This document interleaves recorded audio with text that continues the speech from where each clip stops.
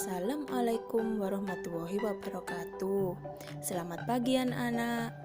Seperti biasa, sebelum memulai aktivitas apapun, diharap membaca doa terlebih dahulu agar diberi ridhonya dari Allah Subhanahu wa Ta'ala. Nah, materi hari ini yaitu tentang bentuk-bentuk interaksi sosial asosiatif. Dan tujuan pembelajaran hari ini yaitu agar siswa mampu mengerti bentuk-bentuk interaksi sosial asosiatif. Interaksi sosial dapat terjadi dimanapun dan kapanpun, serta dilakukan oleh siapapun tanpa mengenal usia, status sosial, bahkan pendidikan. Karena hal itulah manusia hidup selalu berinteraksi dengan orang lain. Nah, mereka berinteraksi sosial dalam bentuk yang beraneka ragam. Jadi karena itulah interaksi sosial membentuk proses-proses asosiatif maupun disasosiatif. Bentuk interaksi sosial menurut Gilin tahun 1951 yaitu terbagi dua. Asosiatif yang terdiri dari akomodasi, asimilasi, dan alkulturasi. Sedangkan yang disasosiatif terdiri dari persaingan, pertentangan, dan pertikaian.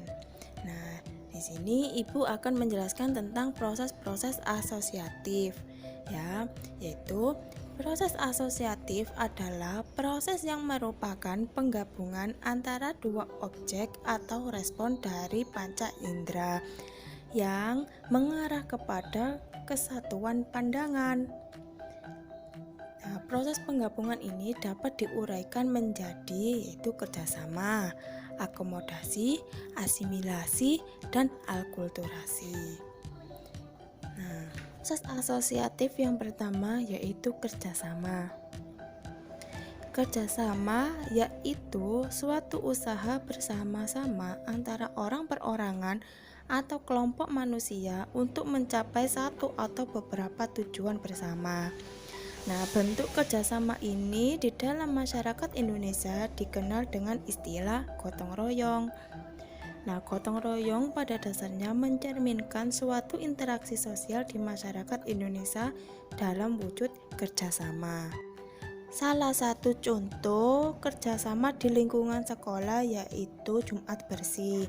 Antara guru dan siswa melakukan kerja bakti membersihkan lingkungan sekolah bersama-sama. Proses asosiatif yang kedua yaitu akomodasi. Akomodasi merupakan usaha-usaha manusia untuk meredakan suatu pertentangan, yaitu usaha-usaha untuk mencapai kestabilitas. Nah, di sini ada manfaat dari akomodasi, yaitu 1. Meredakan pertentangan orang perorangan atau kelompok akibat perbedaan pendapat atau kesalahpahaman. Yang kedua yaitu mencegah meledaknya pertentangan atau ungkapan emosional untuk sementara waktu. Yang ketiga yaitu menentukan pilihan adanya kerjasama antar kelompok sosial sebagai akibat dari faktor-faktor sosial, ekonomi, psikologis, dan kebudayaan atau faktor terisolasinya kehidupan oleh kondisi alam. Manfaat yang terakhir atau keempat yaitu mengupayakan penggabungan antara kelompok-kelompok yang terpisah.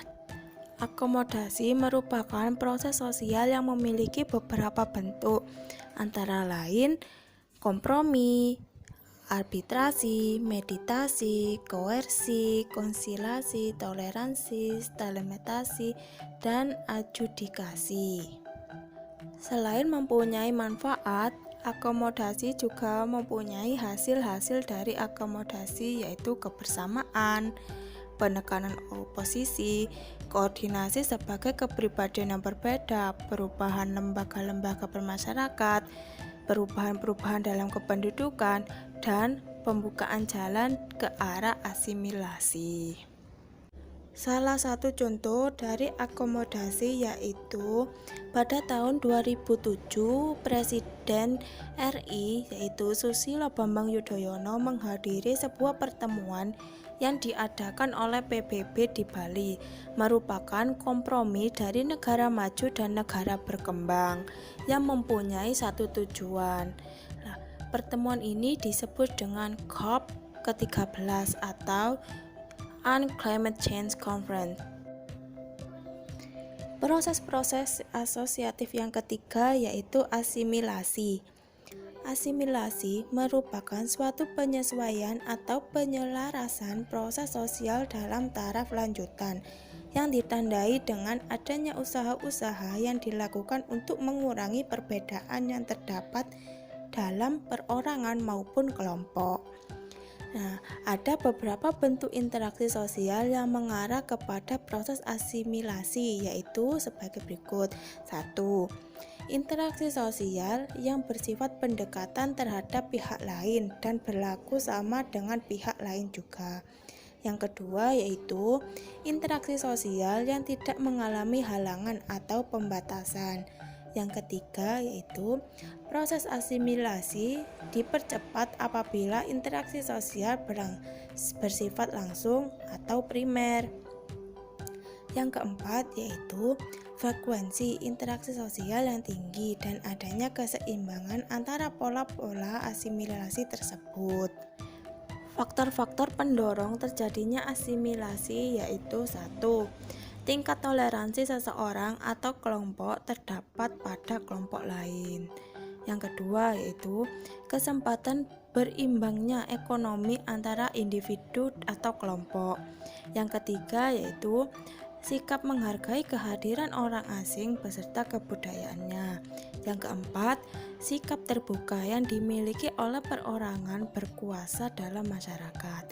Yang kelima, memiliki persamaan historis atau perkembangan unsur-unsur kebudayaan. Yang keenam, perkawinan campuran antara kelompok yang berbeda. Yang ketujuh yaitu kedatangan musuh dari luar yang dipandang mengganggu keberlangsungan hidup bersama. Sedangkan faktor-faktor yang menghambat terjadinya asimilasi yaitu 1.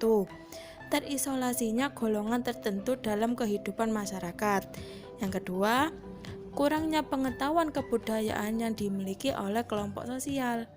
Yang ketiga, adanya perasaan takut terhadap suatu kelompok kebudayaan yang dihadapinya.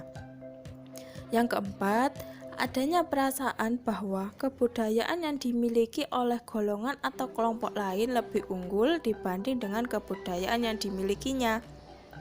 Yang kelima, adanya perbedaan warna kulit atau ciri fisik tertentu karena latar belakang dari bangsa yang berbeda. Yang keenam, adanya perasaan mengelompok atau menutup diri yang sangat kuat. Nomor 7, adanya gangguan dari golongan mayoritas terhadap golongan minoritas.